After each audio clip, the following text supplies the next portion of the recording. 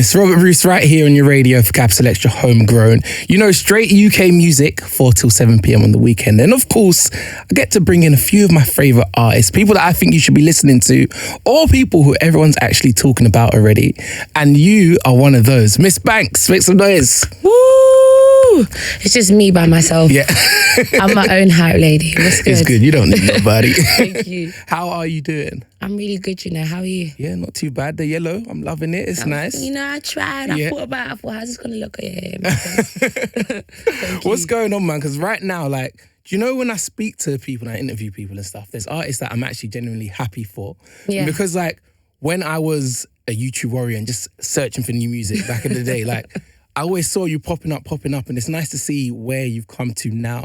So I think it was from like Flex and Finesse was one of the early ones. Wow. Yeah, so I'm talking about back there. Oh my God. So to see you come all this way, yeah, it's like, I'm happy for you. Like, how does it Thank you. feel? It's surreal, like, and even when I watch videos like Flex and Finesse, which I probably haven't watched in ages, I'm like, well, you've grown, like, you've proper grown. And that was the first time I went wireless, I think, as well. And I remember I've changed a lot, man. Yeah. I had some little white top on, and I remember I could have just been really like ratchet and wore with no bra, but I wore a bra because I was just really conscious. And nowadays I'm like, don't care, stepping out, free, everything. But yeah, it's such a different place for me. But I'm happy to see the growth, and I'm happy.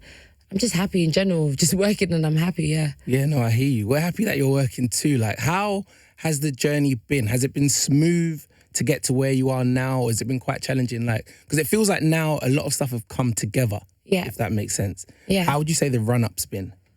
I guess anything you do really has challenges, and it's been like rocky sometimes, and I've felt unsure, and I'm like, oh, am I doing the right thing? But it always pans out in the end, and I just think it's because I have faith and I'm consistent. Like, I always make sure that I just persist that stuff until I'm really happy with it. But yeah, it's been a bit rocky, but like nothing I can't handle. Good. Yeah.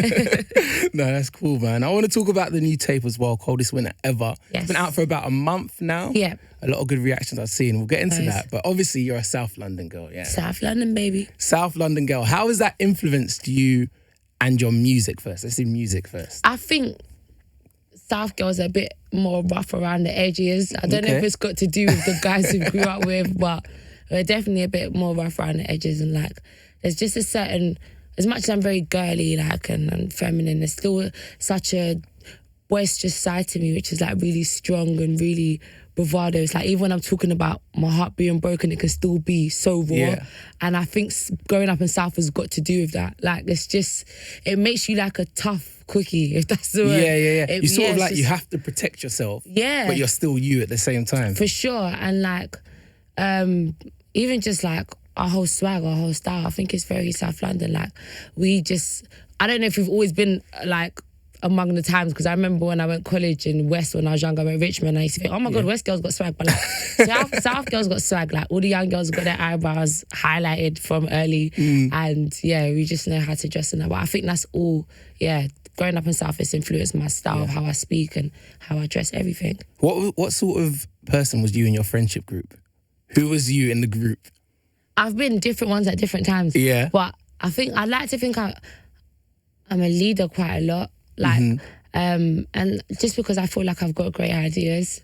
And I feel like my friends trust me. If they didn't trust me, they wouldn't kind of like go along with like the ideas I have and how we move, whatever. But yeah, I've been a leader quite a lot. I've never really followed the crowd. I remember even when I was younger, I had two main group of girls.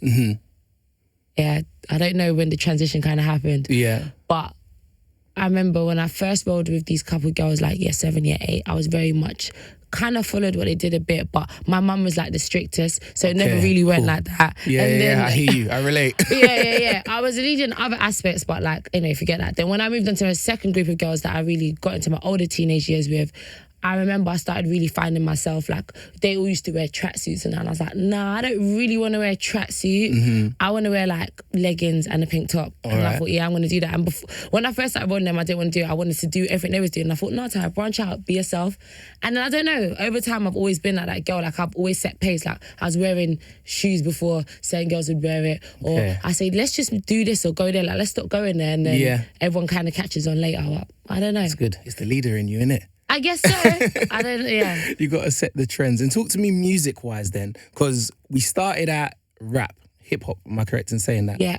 So how did that go to transition into like more melodies and stuff like that? Do you know if there's any specific point or? No, because I've always loved singing. I've always loved singing from young. And I used to do everything in school. Like, I'd be in the dance groups, I'd be in choir, I'd like loads of the performing art stuff I'd be involved in. But I don't know. I feel like I've always sang throughout my career, just didn't put out as much. Okay. I feel like my first mixtape, there's me singing on there. And then my EP, there's still me singing on there. And I just feel like as time's gone on, I've become more confident and explored a bit more to a point that I even noticed, oh my God, I love singing as much as rap. Oh my God, hopefully I don't start loving it more than rap. But I love it just as much. And I feel like I'm more free in the studio when I'm doing melodies. So I can't say a specific point, but I feel like of recent, maybe mid last year, I've started being more confident with it and try to experiment more with the melodic side. Do you know what I loved it on, yeah? You know P. Montana's tape? Yeah. Make me say that one. When I get through your verse, yeah, it's just back, next, back. Oh, I loved it on that one, man. Thank you. Do you know what? Yeah, a lot of people like that song, and it's crazy because it's not the first song I've done with him.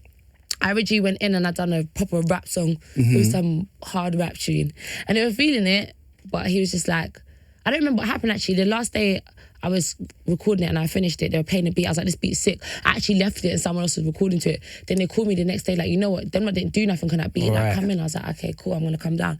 And even that was just so free flowing. I don't think I really wrote that. I just sung a lot on the mic and we just built it. It just came out like that. Yeah, and I took some inspiration from Patarankian, oh, really? You know, Kissing Baby. Oh, really? Yeah. That's one of my favourite Afrobeat tunes. Same, yeah. That's where I got it from. It's like a reply to that song. Okay, cool. And I'm going to go back and listen back to back now and then now. see. Yeah. You're going to cook it. That's cool, man. Oh, you find out something new every day. What part of, like, would you say your career was the turning point to, all right, I've started out doing music and now I'm an artist and people are seeing me for an artist? There's so many. If you can put it to, let's say one for now. If you could do two, you can do two. Maybe when I dropped Day Ones. Okay. I think that's how people realise I'm an artist because, yeah, it's such a vibesy song. And a lot of people love it. A lot of my supporters said it was their fave. And again, it's a song where I'm not really rapping. I only do a little kind of rap beginning and second verse, but it's mostly singing. And I feel like, yeah, when you're classed as a rapper, people don't think you can do anything else. But as an artist, you're allowed to be free and do whatever you want. So I think that's when I kind of made more of a stamp. Okay, makes sense. I like Day Ones as well. I like a lot of your music, to be fair. Thank you. A lot of them that's come our way. All right, talk to me. Coldest Winter Ever, yeah? Yes. A month in, it's been released for a month now. What's the reaction been? Has it been like, did you expect the reaction it's got? If that makes sense. Yeah, kind of, but it was a lot, like, it's still kind of a lot, but yeah, I got loads of good feedback. I'm really proud of it, and I put a lot of time into it, and there's so much other songs that could have made the cut, but it didn't because I wanted the best of the best. Okay. But yeah, I've been happy with it. My supporters have been on it, like, loved it. People like, yeah, I'm listening to it, and I skip no tracks. I'm like, yeah, that's exactly what I wanted. Do you know what I mean? So yeah, it was a bit surprising, but at the same time, you sort of... Yeah, I if it could have gone anyway, this is the way it would have gone. For sure. I'm really proud of it, yeah. I'm glad they liked it. How long did it take to create and put together? I kind of knew that I wanted to drop the project from a while back. I don't know, but let's just say, including the time of getting it out. Yeah. Like from the first track's done, just how long did the process take? I say like 6 to 8 months. Okay. Yeah. Yeah, and who was you working with? There's not a lot of features on it, so producer-wise, who was you working with? So I worked with the Fanatics, who are so sick. I love them. Greatness Jones, Toddler T, Nige. Yeah, loads of sick producers. Loads of sick producers in there, man. And just getting the sessions together, you must have thought, whoa, like it must have been just coming together in front of your eyes. Like, was there a specific message you was trying to communicate, or was it more track by track? What was the message? Because obviously I got the title from a book that I read called The Coldest Winter Ever, and I think that's a dope book. And it's just about a girl coming from she's coming from NY, she's growing up at NY in the project, she's just trying to become something from nothing. And I felt like I could really relate to that. Not exactly, because she's a bit crazy. I'm crazy a little bit, but yeah, she was like proper crazy. And so that had a lot to do with it. And also just the story of it being the coldest winter ever, like going through heartbreak and just being by myself and thinking, oh my God, it was like smack bang in winter. And I just thought, I got to get this out there, because I don't really usually talk about those stuff. But I was about to say, you showed us a bit of your emotions. What was the track? Made It? Yeah, you showed us a bit of your emotions there. Do you know what? If my friends know me, I'm a very emotional person anyway. Like, I feel everything. I'm either really happy or I'm sad or, excited or I'm upset, like proper mad. But I just thought, I'm sure if I speak on this, there's going to be girls that can relate to it. And like, some people must look at me and just, especially a lot of young girls, I feel like they think I'm perfect and I don't go through nothing and you're lit, and when it doesn't happen to you, I really go through these stuff, these real life things. So I wanted to just get that across and just let people know you could also overcome it. Like, don't be down and out about it. We're not going to cry and have no positive end. Like, no, look, I've been through this as well. And at the end of the day, if people don't see your worth, they soon find out. Yeah, but you just got to overcome.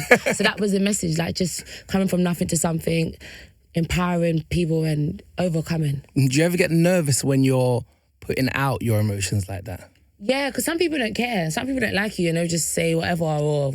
But in the same breath, it's like, again, I'm not trying to paint a perfect image of myself, so you take it how you want to take it. If you've never been through heartbreak before, no one's ever cheated on you, that's good for you, amazing. But if you have, you can relate to it, you know how it feels. So if you're human and you got a heart, you're not gonna really, you're not gonna get at me for that. So there's nothing, I'm not ashamed to put it out there.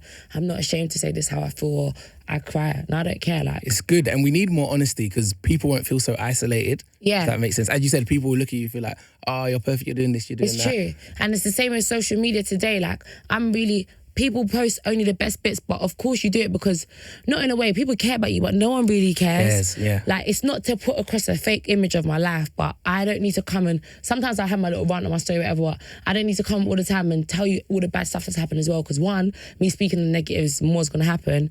Two, if you do care about me as a fan, you're going to be all up in my business. How are you, Banks? What's wrong? I don't really want that. I don't really. And then three, if you don't care, you're probably just going to be like, oh, why is she online chatting rubbish or swipe, scroll, laughing at me, whatever. Do you get me? So, like, I'm always trying to promote a positive image in that way, and a lot of people do, but in the same breath, through my music, I always try to express what's really going on, how I do feel. And I'm trying to do more of that as well, because I hold back a lot sometimes, but I'm getting there anyway. I want to say what's really going on, how I really feel. Because I got the maddest thoughts, so I might as well just say it. You know what? Give it to us in the music, you know? Yeah, that's the best way. That's the best way. So I'm glad I expressed myself a bit more on certain songs on the project. Yeah, no, we're glad too, man. And everyone's talking about you and Nicki Minaj, right? Everyone's talking about it. Wherever I go, like, I can't escape it. So what are we saying? Tour? She said I'm coming out on the tour. We're gonna link up. All right then, cool. Music. Okay, she's giving me the money. Oh my God, what did I do with money? Do you know what's crazy? I didn't say nothing on Manny's show, and people are saying I confirmed. So I didn't confirm nothing. Who knows? I'm praying for it. Fingers crossed. Cool. Yeah. It must be mad though. Just how do you even balance that in your mindset? Someone that you probably look to, someone that's at the top of their game, and they're reaching out to you and you're building your career and stuff. I don't know how you can balance it. I tell everyone all the time, it's like you work in a certain field and the person who's the best in that field at its highest form is shouting you. It's crazy. When I watched that vid back, when I watched the vid back of how I felt, I literally was out of body experience. I was like, bro, what's going on? Girls, like, what's happening? Like Nicki's really hollering at me. Yeah, it's nuts. I'm so grateful for it. And for me, it's like, I don't know. I've always believed in myself and knew I'm a good rapper, but for her to say it, I'm like, nah, you must be doing something proper. And that's true. And this is the thing, like, people forget that this is real. Like, for someone to shout you like that, I'm sure if people from the top of my game shouted me, I'll be gassed. Exactly. But obviously they'll expect you to just like firm it, like, oh yeah, it's cool. Blah, it's blah. a thing here. Exactly. I don't know if you get more clout credits for it, I'll call it, or what, or you seem more cool. Like, I'm cool in it. Like, I know how to carry myself around people one-on-one. Do you know what I mean? Like, I make people very comfortable as whatever. But, bro, someone shouted me from overseas online. I'm going to scream about it. Do you know what I mean? Like, I don't care. I was overwhelmed.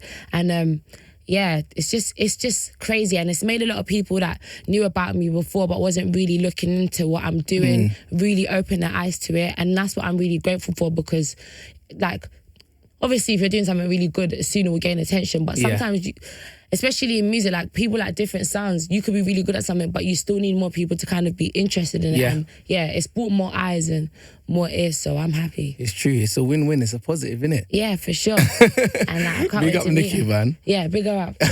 Proper. 100%. All right, so you've done Great Escape already. Yes. We've seen you there looking all nice and that. Little thank you. wider than that, I don't want to. My shorts are so tight, I couldn't really do the little twerk that I wanted, but we just gave them a little slow one. Gave him a little something. Where else are you this summer? So many places.